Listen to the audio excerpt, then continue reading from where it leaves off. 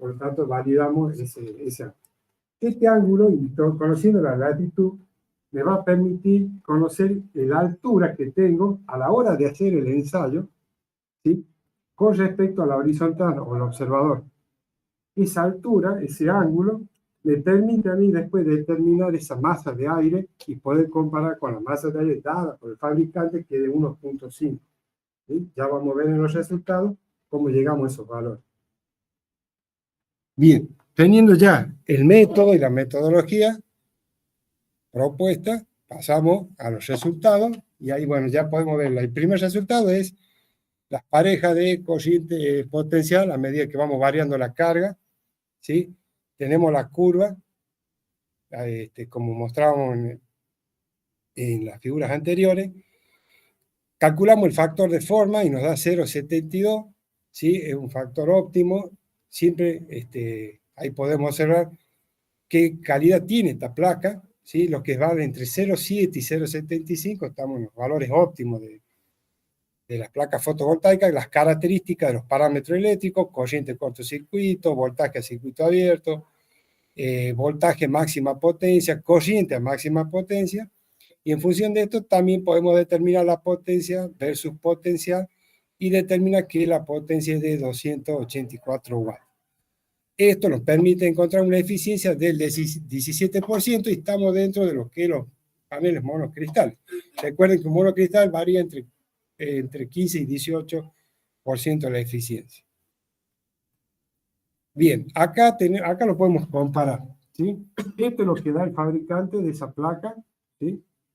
Y lo que nosotros a través del método experimental propuesto. ¿Ven? Fíjense cómo va variando la potencia, el voltaje al circuito abierto, la corriente cortocircuito, el voltaje y corriente máxima potencia son diferentes. El fabricante, estos están bajo condiciones reales de operación, dadas que las condiciones son diferentes, ¿sí?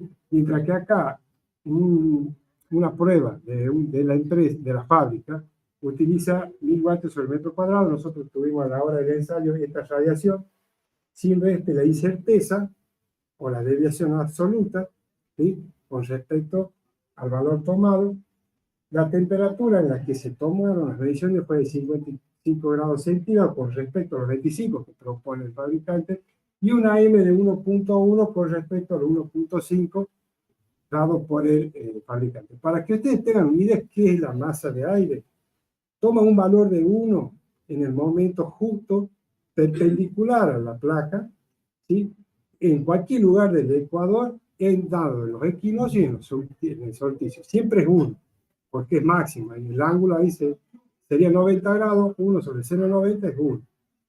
Y después va variando de acuerdo a la latitud del lugar. Nosotros estamos a menos 28 grados, por lo tanto, no podemos tener un factor de 1.5 si encontramos de 1.1. Por eso, cuando hacemos las mediciones al mediodía, ese factor me indica a mí la trayectoria del Sol, que toma poca atmósfera para llegar al panel, por eso el color azul intenso del cielo a esa hora. Que si yo me voy al amanecer o al atardecer, ese rayo atraviesa mucha atmósfera, entonces, ¿qué pasa? La longitud de onda es mayor, la frecuencia es menor, pasamos dentro de la franja visible del azul, corremos al naranjado y por eso el color naranjo rojizo al amanecer o al atardecer. Todo eso se debe a ese factor de masa de aire, ¿sí? Por eso es importante hacer estos trabajos bajo condiciones reales de operación, ¿sí? Después el ingeniero ve esto, arma la placa y dice, cuento con estos datos, ¿sí?, para dimensionar el sistema. Por último, un resultado que me parece interesante, bueno, condice con la teoría. A medida que aumenta la temperatura, aumenta la corriente de cortocircuito. A medida que aumenta la temperatura, el voltaje del circuito abierto disminuye, ¿sí?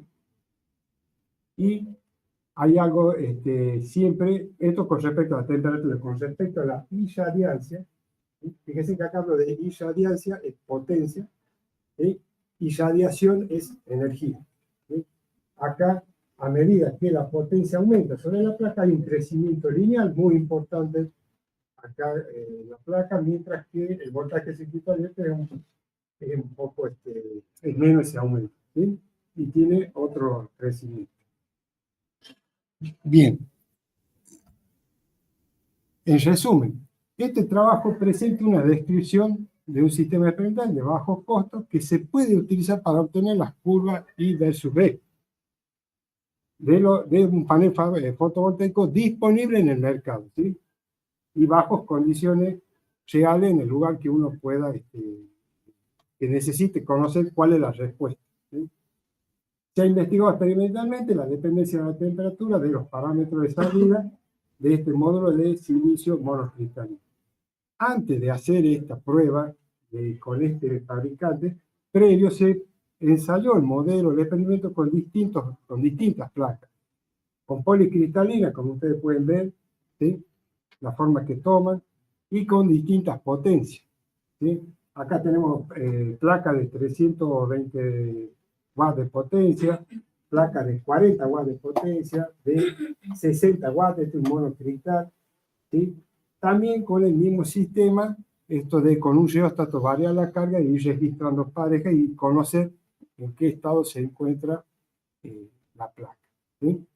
Bueno, eso en resumen, esto valida el experimento, ¿sí? Antes de hacer el ensayo final, se ha ido probando, y podemos decir que contamos con un sistema práctico, rápido, podríamos decir, para evaluar en qué condición se encuentra la placa y después a partir de esos datos reales ya determinar qué fin o qué objetivo tendrá ese sistema, ¿sí? Y eso sería todo.